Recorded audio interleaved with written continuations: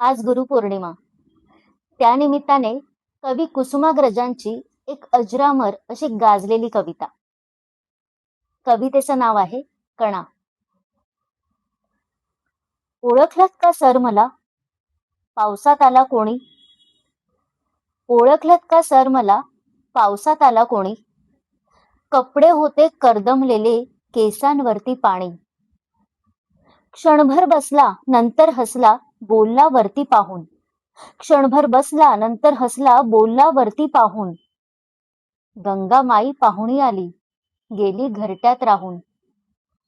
माहेर वाशण पोरीसारखी चार भिंतीत नाचली. माहेर वाशण पोरीसारखी चार भिंतीत नाचली. मोकळ्या हाती जाईल कशी, बायको मात्र वाचली.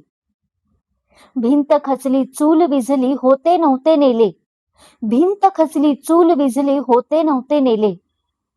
प्रसाद म्हणून पापण्यांवरती पाणी थोडे ठेवले. प्रसाद म्हणून पापण्यांवरती पाणी थोडे ठेवले. कारभारणीला घेऊन संगे सर आता लढतो आहे. कारभारणीला घेऊन संगे सर आता लढतो आहे. पडकी भिंत बांधतो आहे, चिखलगाळ काढतो आहे. खिशाकडे हात जाताच हसत हसत उठला. खिशाकडे हात जाताच हसत हसत उठला. पैसे नकोत सर, जरा एकटेपणा वाटला.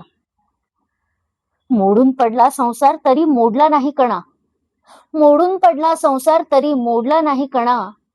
पाठीवरती हात ठेवून नुसते लढ म्हणा. पाठीवरती हात ठेवून नुसते लढ म्हणा. कुसुमाग्रजांच्या ह्या ओळी मनाला खरंच खूप धैर्य देऊन जातात. म्हणूनच प्रत्येकाच्या मनाच्या अगदी जवळची अशी ही कविता आहे.